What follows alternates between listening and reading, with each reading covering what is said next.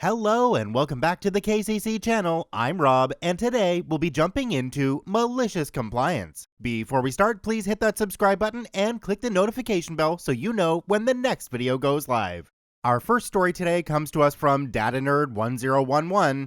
Accuse me of cheating on an open book collaborative exam? Fine, I'll report myself to the Honor Council. Let's jump right in. This happened about 10 years ago at my American university. I enrolled in a class that two friends also happened to enroll in, an elective for our major. The professor, whom I will call Prof Y, told us straight off the bat that our entire grade would be based on two exams that would be open book, and we could collaborate with anyone else in the class, as long as we cited that we did so. Additionally, it was the kind of exam where you could submit it as many times as you want before the deadline.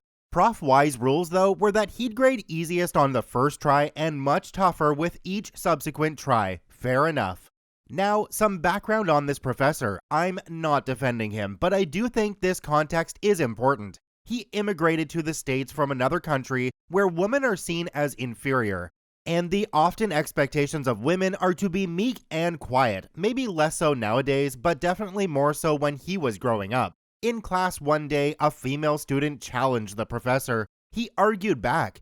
She admitted he made a good point, and he said to her, "You are very agreeable, you'd make a great wife." Now, at this point, I probably should have reported him for sexism. However, we all apparently let it slide. He was in his late 60s, he had tenure, so I think we all brushed it aside as harmless. Hindsight 2020. I am female, by the way.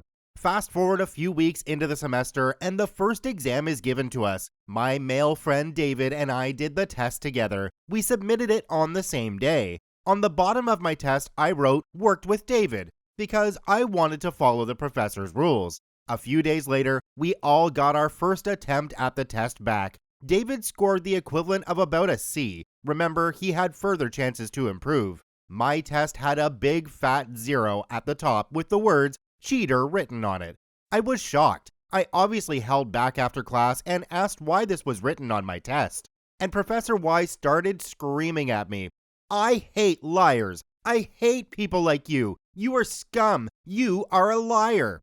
I could not believe what I was hearing. I was sobbing, explaining that he said, and it was in the syllabus, that we could work with other students. I asked where I had cheated, and Professor Y had literally underlined the first 5 words of one question where both David and I had started off the paragraph saying something like, "The reason that we are seeing these results is," and that was it.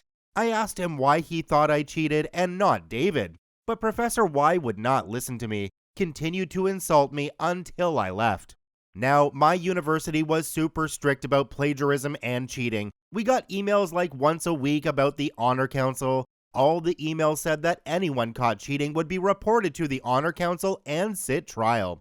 So I went to their office and reported myself. They were all confused and were like, "Wait, you're reporting yourself, not the professor?" And I told them calmly that I had been accused and given a 0 without any evidence. So I wanted to sit trial. They incredulously told me no student had ever asked for a trial, but I was following the university rules, and I was confident I would win. Needless to say, Professor Y was not happy. At the next class, he pulled me after class and screamed yet again that they were his rules in his class, and he decides the grades, not the Honor Council. I said that's not the university's policy, and if he thought I was cheating, he should have gone to them. Since he didn't, I did. He was livid and tried to bully me to back down, but I didn't. We had the trial, and I obviously won.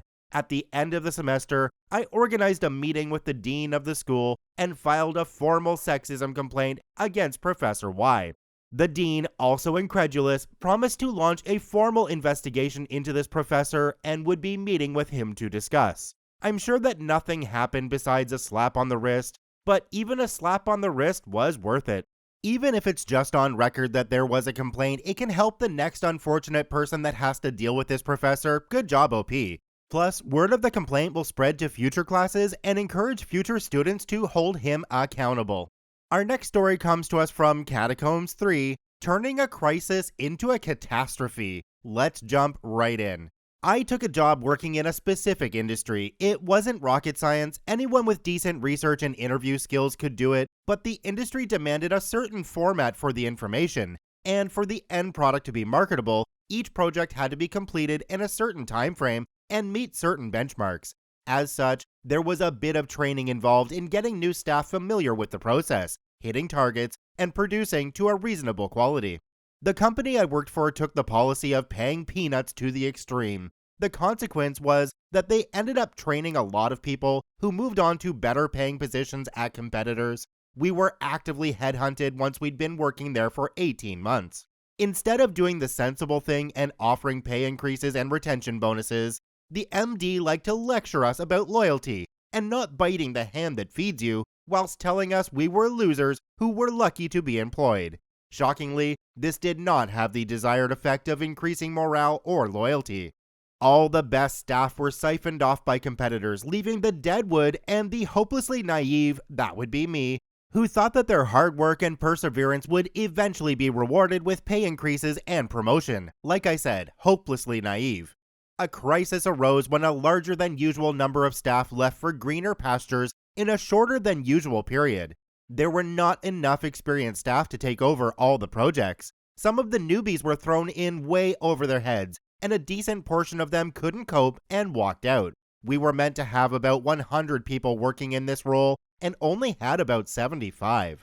In his wisdom, the MD decided that the best way to deal with this was to cancel all leave. I had leave coming up, my honeymoon to be exact. I had gotten married a month previously, but we planned a dream holiday for a few weeks later, and it was now cancelled. Even 20-year-old me, who was, as previously noted, hopelessly naive, had a breaking point. I approached the MD, politely asked if I could take my previously approved leave. "No, either do your job or hand in your resignation," he said, confident that the little mouse would scurry back to her desk and quietly continue doing the work of two people. I did go back to my desk, but I returned in 10 minutes and handed in my resignation, stating that my last day would be in 2 days, giving myself the luxury of time to get sorted before leaving. Apparently, the aftermath was quite something. I was the start of a disastrous second cascade of disappearing staff. The dam was leaking before I left, but it collapsed after. He essentially had to start over, and it took years for him to recover from losing 80% of his key workers. He certainly lost his dominant position in the market, but I didn't inquire deeply. I secured a job with one of the competitors who had been making offers and never went back. I still work in that field, and every now and then I run into one of my old colleagues and we reminisce about the bad old days and laugh about what a tosser he was. Many firms know the cost to train people and the value once fully trained, thus they pay accordingly to retain them past probation period. Not sure why OP's firm didn't, but their competitors sure did and took advantage of their firm's stupidity. Our next story comes to us from Magnus40. HR maliciously reject leave request. Ensuing malicious compliance results in a ridiculous amount of leave taken all within the rules. Let's jump right in. I work in a UK company that has a very good leave policy. I get 27 days annual leave, and I can also build up flexi time and take up to 2 flexi days off per month. In addition, due to a screw up in HR, I am allowed to float all my public holidays. I was moved to a joint venture company for tax and legal purposes, and when they took me back into the parent company, they just adopted my contract from that company instead of getting me to sign a new one. One day, I put in a leave request for 3 leave days and 2 flexi days. HR person denied it as, she said, it was against the rules to mix flexi and normal leave days. The rules had changed some time ago to allow mixing, but HR person told me that it was against the rules. I took it higher, and her decision was overturned, but she did not like it one little bit. Thereafter, whenever I submitted a request with mixed leave, she rejected it out of spite, claiming that it was not in the spirit of the rules. It is an interesting view into her mindset that she refused instead of asking how she could do it too. She was all about stopping me, so the fight began. Easter was coming up and I was due to take 2 weeks off. The middle Friday of my holiday was also the end of my leave month, and the Monday started a new month. So I put in for 2 public holidays carried over from Christmas, 2 flexi days, and a Good Friday public holiday, and since the second week was a new leave month, I used another 2 days of flexi, plus the public holiday Easter Monday, and 1 day of public holiday from the start of the new year. So my 14 days holiday in the sun cost me a single Friday, which is 5 hours of leave time. She went ballistic, but could do nothing despite trying to find any way to stop the request. As a direct result of her trying to stop me, I now make a point of building up and using as much flexi leave as I can, just to see her pretending to smile as I hand in my request to her directly every single time.